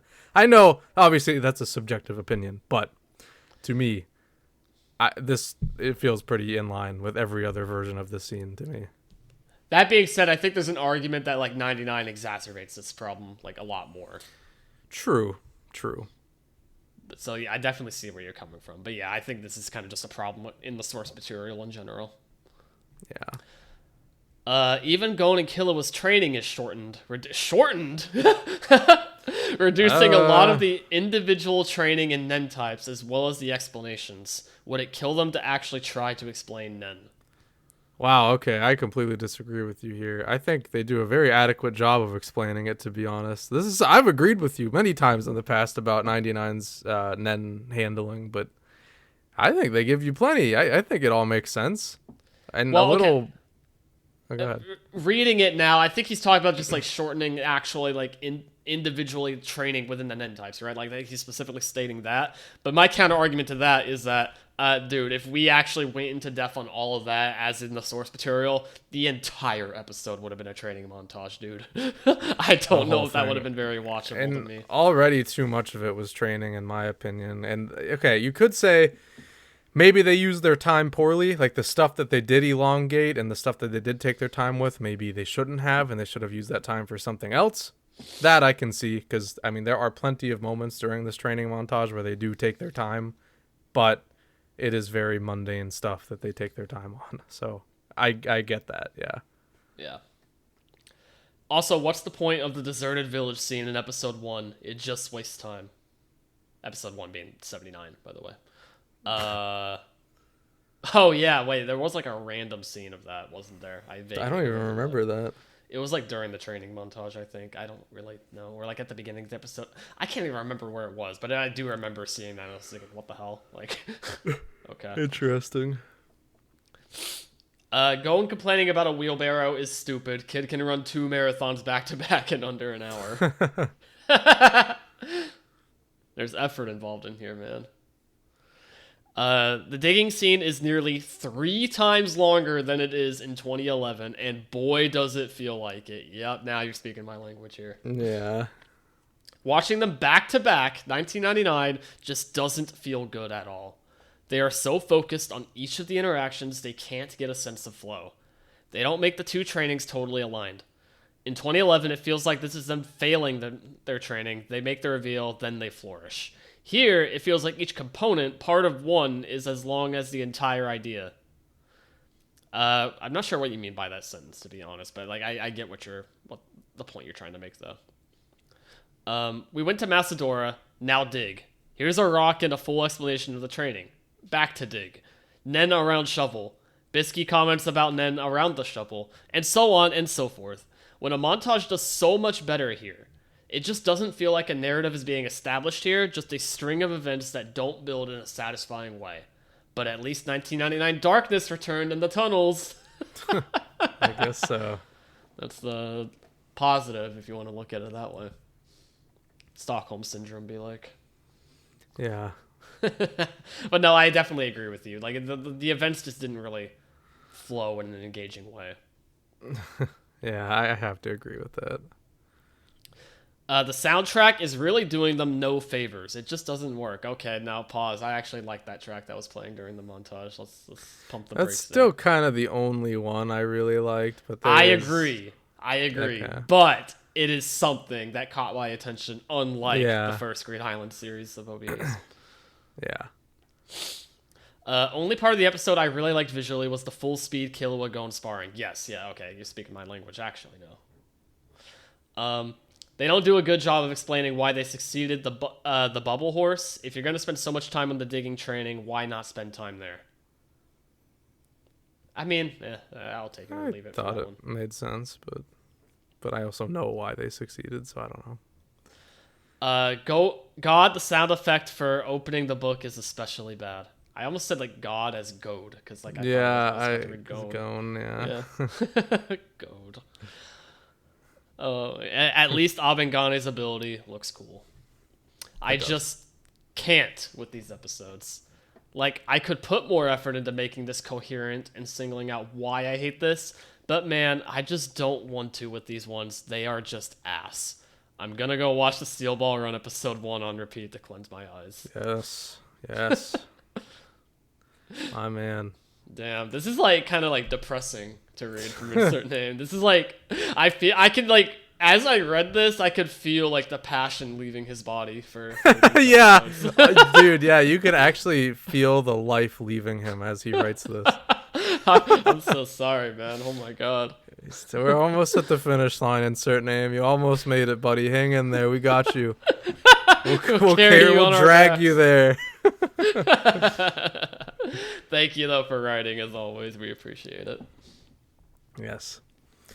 Next up from Fillard Millmore, I have a surprising amount to say about these episodes, which I didn't expect, so this might be longer than usual. Also, Steel Ball Run Week, rejoice, yes sir. I love that we're getting so many Steel Ball Run comments on a Hunter x Hunter podcast. That's how you know it's peak. Anyway, I had a note on visuals, but I had to cut it because the comment was too long, LMAO. I'm happy to return to a somewhat faster pace with these episodes, so I did not feel that, but sure. I think that's just the Greed Island pace quickening, which is a real thing that happens. Yeah. So while I'll make a few hyper-specific critiques, I was entertained overall, similar to the first episodes of OVA 1. There were a lot more location changes than there have been in previous episodes. My site didn't have any openings or ending sequences, but I imagine a set definitely exists for this OVA. Yes, it does. Do. It's half and half, to say the least. Yeah, go check them out.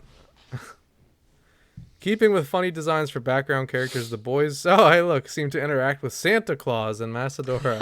I'm glad I'm not the only one that noticed that. Let's go. Is Santa canonical to the Hunter x Hunter universe, or did Jing invent him? Side note, Togashi includes what strikes me as a surprising amount of Christian symbolism in Hunter x Hunter, and I think it's really ramped up in Succession War. Yeah, he loves that shit, man. Yeah, for sure. He does. These episodes, including ones from the previous batch, cover chapters with my favorite set of titles. Chapter 135, Episode 7 of the OVA, and Chapter 141, this batch, all have titles centered around Macedora as follows. Off to Macedora, Off to Macedora Part 2, Off to Macedora Part 3, Off to Macedora... We're really going to Macedora. We went to Macedora, but... And finally, already been to Macedora, so next time, let's use some other title. That's awesome. I love that's really, really good. That might be the best set of chapter titles I've ever read. Holy shit. I don't know why, imagine having to read these chapter titles in a manga Kaige video a week. I would love to. They don't make chapter titles like this anymore. They really don't. I don't know why, but went to Macedora, but is the one that really kills me. I love that. All that build up. Something I appreciate about the Nen system is that the logic and application of concepts often come before formal names. For example, Gon has been using Ko even before he knew it had a name. Given Gon's use of use of Ko tracked with what the audience already knew about the fundamentals of Nen from Heaven's Arena, its formal introduction feels smooth, since it's just the elaboration upon a concept that's already been extrapolated from pre-established rules. I mean, that's probably why that part worked so well for me, honestly, because I don't feel that you really need a super in-depth explanation of Ko. Those Ko and Ken, they both just are very self-explanatory in my opinion. They're not really a complicated facet of Nen. And this makes sense why Insert Name didn't like that, because this stems from having to hear about it in Heaven's Arena. True. Yeah. But also, you could argue that, it wasn't explained well there, so it's, wasn't explained well in general. So, I don't know. This is multifaceted, but I just think the different perspective here is interesting. Mm-hmm. And he goes on to say what I was saying, too. This is the same is true for Shu, Ken, and En, which are plausible as applications before they're formally introduced. Yeah. Especially Shu and Ken. Those are just it's just the most basic. I mean, and En. We've seen En plenty of times in the series already. Yeah, it just makes sense. It's just extrapolating upon things we've already seen. I enjoy these chapters, so I'm entertained by Bluesky's lecture, even if it's just exposition. I do think it was sped through, though, which is in keeping with this run's odd deprioritization. You know the word. You gave up. I did. I've said something to this effect before, but I feel like we get frequent reminders that Gon and Killua aren't rivals, as one would usually expect, and I appreciate that. Killua defeats the monsters faster, and he's able to break more rocks, but there's no sense of resentment or even competition between the boys. They really only get competitive with games and when they can use it to motivate the other. Yeah. Something that's very refreshing. Like, the classic shonen rivalry was definitely a thing whenever this was being published, especially, like, I mean, we're peaking Naruto at this time, so you're seeing Naruto and Sasuke do, like, literally the same stuff, but having totally different attitudes about it, and then you flip the page and you got Hunter x Hunter doing it on the other end of it, which is cool. I like that. Razor hovered in the air a little long with that spike. He sure did. Yeah, kind of took just away it up there. He did, yeah. It's like a piece of paper. Took away a little of the impact. His design seems solid, though, from first impressions. Yeah, I do like his design. His face looks good.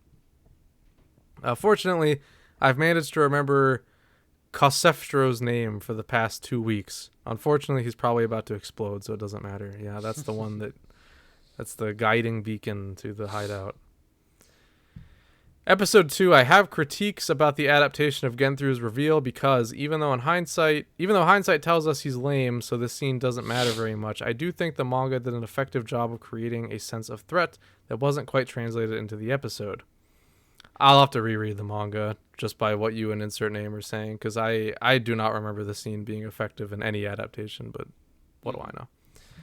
By the way, when I compare things to the manga, it's usually because I noticed them organically and then checked the source to confirm my suspicions, clarifying this in case I come off as pedantic here. No, you're good. I kind of figured. I don't expect you to have all of this knowledge in your mind at all times. Mm-hmm. In the manga, the explosion of Jispa's face was a page-turn reveal. The suddenness of this reflexive response makes the moment shocking, beyond the violence alone, and would probably rattle the people in the cave even more than the slightly more lethargic dispatchment of Jispas that feature in this episode. Maybe dispatchment? Dispatchment refers to the act of sending someone or something, such as goods, messages, or personnel, quickly to a specific destination. So hold on. Is it dispatch and not dispatch? Oh my god! Wait, what? My life is a lie. Did you think it was dispatch? I thought it was dispatch with a B. No, like you literally like my whole life. Like you dispatch like an officer God. to a crime scene, you know? Like, yeah, I know the word very well. But you thought it was a B instead of a P? I thought it was a B instead of a P. That's kind of crazy. Wow, that's just not a word I see written down very often. Did you not wonder why like the game Dispatch was spelled like that? Dude, I'm not gonna lie, I thought that was a B. I what? Just saw that title as I guess my mind like auto corrected it. But now that I'm seeing it as a different word, I think I'm finally able to see the P. That's crazy. Isn't that crazy? The human brain is a wild thing. I was like sitting there for a hot minute thinking like, why is he like so like focused in on this word? Like, no, I definitely know that word. I promise you. But I thought it was a B. That's interesting. Huh? Wow. Anyway, going back slightly, I also think this adaptation shouldn't have given Genthru an air of intimidation the moment he began speaking. In the manga, he asks Nikkei's if he can address the group briefly, and he begins speaking with a casual effect and smile. Yeah, okay, that's one thing I do remember very vividly. He actually, like, gets the floor. Like, he comes up on stage, and he's, like, about to, like, give some encouraging words about, you know, what they've done, because he's, like, the second in command. Mm-hmm. But, yeah, here he just immediately says he's the bomber, which does make it even more lame than it already is, so I get that. Given the impression that he's going to congratulate them all for their hard work, instead, after briefly letting everyone indulge in their success, he reveals he is the bomber, seemingly without changing his casual tone. I feel as though this presentation makes the reveal more ominous and disorienting, which I prefer. It's hard to judge neutrally, since I already know his identity, but I feel as though a quick shift from nonchalance to the precise dispatchment of an ally, Jispa, is more effective than the slower and more blanket, ominous approach they took. Although they both have their virtues, I suppose. This is definitely way more thought than I needed to give them this moment, but hey. So, I think it's an interesting thought, actually. I mean, like it's. I think it's worthwhile to have these kind of thought comparisons between like the source material and an adaptation like this, right? And this is one of those. Even if we, as a collective, have this like impression of Genthru already in our minds, I think it's still like worthwhile to try and think about how, like it, regardless of like the fundamental issues of that character and the way he's set up, like how the difference in presentation matters in terms of like like the feel of the moment, Yeah, I think that's something we kind of undersold even in our discussion of it, like between just the two of us here. I think we probably should have talked about the differences a little more because, yeah, it is kind of like that scene is a joke, really, in hindsight, but it is still interesting to point out the differences in presentation and how this version, honestly, I guess, is probably the worst of all of them because of how much of a joke they make it into be right off the bat. Mm-hmm. For sure. Moving on with the second half of this comment. I like Bluesky providing in-universe acknowledgement of things apparent to the viewer, but yet unstated by a character. In this case, it's about Killua's upbringing. Gon, naturally, is struck only with amazement that Killua can transmute electric aura, like an electric eel.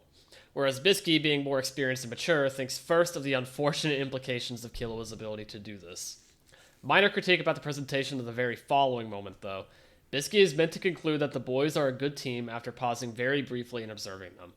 I like that moment because it feels particularly affectionate, and shows that Bluesky understands the importance of Gon in Killua's life. In the episode, however, she makes that remark before the shot even pans over to Gon's face, so the same implication isn't quite as effectively carried, and there isn't any lingering on the moment for emphasis. Minor critique, for sure, but I think small things like that can sometimes have a subtle effect. Oh, for sure, absolutely. Yeah. That could definitely even be seen as like an early, hint at what they're, what the two of these characters' dynamic will be later in the Chimera Ant arc. And Yeah, the for sure. lessons that she'll impose onto him then. In retrospect, it definitely feels like from this moment onwards is when Togashi kind of had the idea in mind of like, okay, let's explore this dynamic a little bit more deeply, between the two. Mm-hmm. Yeah, and definitely, I mean, that's... Oh, go ahead. No, go ahead. I was just going to continue reading. Yeah, go ahead. Okay. It's not worth saying. Sure. Gon in my subs calls the Kiriko magician monsters. What? The magician monsters. Okay. Okay. I mean, not like entirely inaccurate, I guess. I suppose. Yeah, I mean, they transform. Yeah. I just heard how Amagane pronounced his own name and realized I've been saying it wrong this whole time. We've all been there. I appreciate that Bluesky goes back to her high voice when speaking to Amagane because she's trying to keep this false persona for most people. Yeah, I meant to make note of that. I noticed that too. I thought that was really cool. Like, she just, as soon as she's not talking to Gon and Killua, she puts on that like cutesy personality again. Mm-hmm. That's cool. Nice little detail. For sure. Given that Amagane was lying to them too, it means they were both being deceptive in some way during the interaction, even though they're not enemies. It feels natural, and it makes sense for intelligent end users to be habitually guarded like that. Absolutely, yeah. For sure. Very good shout to that. Sub and bar reveal. Sub is blonde now. Yeah. Yep, he sure is. He sure is. If that even is sub, I don't know. I'll take your word for it, I guess. I'll believe it. I wish Genthru didn't explain what just happened while laughing evilly. I feel it'd have more impact if the blood splatters were slowly revealed as they walked away and the screen panned out. It's pretty easy to assume release meant detonation and that all the people in the cave are dead, given Pooh Hat and the others just exploded. So the explanation feels unnecessary and diminishes the impact. I mean, that scene in general kind of just sucks ass, to be honest. There wasn't much saving it. Yeah, I don't know. I feel indifferent about it personally, but I see what you're saying. In the manga, when the Kiriko tell Killua that he smells of Gon, he thinks to himself, but I took a shower. Oh yeah. I remember that for some reason, yeah. Funny moment. They also cut a scene of Killua leaving the game and thinking that Elena seems to be a different person from Eita. I can see why they cut it, since that's clarified later anyways. It's a cool seed to plant, though, regardless. I don't know why they cut that. Yeah, for sure, but oh well. The Kiriko say that they only know that Gon passed the exam, so Killua could have told stories of him and Gon during the exam if he chosen to. But he starts with the story of Gon coming to his house, and I personally believe that that is because Killua cares a lot about that gesture. Whether or not that was meant to be the implication, it's my personal belief. That's a sweet way of looking at it. Yeah. They cut Zapile. They had Ponzu, Topa, Sami, the Amoris, Toto, and even Kenmi, but no Zapile. So insane. They hate him. Yeah, they really did. His introduction started with him having green skin, and came to this. And then he shows up for one more episode after that. His whole role is just cut. Yeah, it's so whack. This episode made me realize what might be an error in the 2011 anime. Oh. In 2011, Killua uses electricity to eliminate his competition. In the manga, people, like the Amoris, note that a simple hit to their neck has sent them to the ground, so clearly he is not using electricity. He doesn't use electricity in this adaptation, keeping with the manga. Perhaps the reason Togashi clarified Killua wasn't using Nen is because of the Nen initiation. Regular Nen, not including curses and other unique applications seen in the current arc, is sometimes used against Lee people. In the case of manipulators, Shaunark and Illumi, and killers, we don't see the consequences of either imbuing or attacking people with aura since the victims die. But definitely not all Hatsu is dangerous if used on a non-Nen user, like Baze's Kiss. We know, however, that Killua's Hatsu would have the effect of crippling someone, like what happened to Revel, Guido, and Sadaso, or opening their aura nodes, because that's what happened with Remote. So, from Chimera Ant, if you're unfamiliar with the name. Anybody who's listening, sorry. So, unless I'm forgetting something, I think it'd be unwise for Killua to zap hundreds of people like he did in 2011. That might have been mistakenly overlooked in that adaptation. I'll have to think about it more. Interesting thought. Yeah. I kind of read that as 2011 just kind of wanted to make the scene look cooler. Yeah, So, probably. Like, you know. But that is an interesting thought for sure. I know some people don't like that the exam was skipped in this way, but it makes sense for Killua's character and his circumstances were unique. His top priority was returning to Gon as fast as possible. Yeah, no, I like it a lot for what it is. Yeah, no, I've never had a problem with that, to be honest. I think it makes perfect sense. The only the thing I keep seeing people bring up about that scene is like, oh, if Killua can do that, why didn't like Hisoka do it in the first exam? The answer is personality. Hisoka was not there to pass the exam. Hisoka was there to entertain himself. Yeah, he wanted to have some fun. That's clearly what he was there for, you know? Yeah. Maybe there was an ulterior motive with also getting his hunter license, but first and foremost, he just wanted to enjoy himself. Yeah, exactly. He wasn't just going to skip the whole thing. He could have done that, for sure, but he didn't want to. Yeah. In the manga, Netero's cameo was over the phone call, so it's funny that in this adaptation he was apparently just lurking in the exam hall. Yeah, I know. Where was he? Was he just like in the walls? Where did he come from? We'll never know. Thank you, though, for writing in, Fillard Millmore. Jesus Christ. I appreciate it. We appreciate Very it. insightful comment. Thank you for that. All right, lastly, from Magitech with his shortest comment yet. We're finally here at the heart of Greed Island, and oh boy, things don't look great. Long story short, the first bunch didn't exactly go great financially, so if you thought they had a low budget before, then say hi to what will be the average for the rest of the show. Oh, I figured. Yep. Yeah.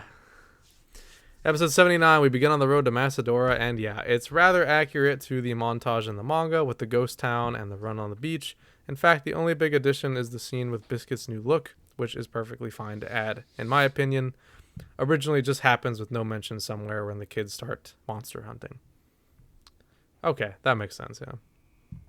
Back from Macedora, we start the digging part of the training, and watching this, I wish 2011 had kept that montage. I don't. Getting an idea of the run they did to get from the desert to Macedora makes the idea to just dig on a straight line have a bit more weight and context. I've always considered the whole Damocles rock the most brutal part of this whole thing. Not sure it would work for staying alert, but would definitely do wonders for trying to master 10 while sleeping. Although there's something I mentioned on Biscuit's retrospective, Oh wait, sorry. Around here is something I mentioned on Biscuit's retrospective. The part of her recognizing potential, pushing them, and letting them figure things out. This is when the boys discover Shu, and it's part of the training that could only have worked for them. Zushi could have never done that.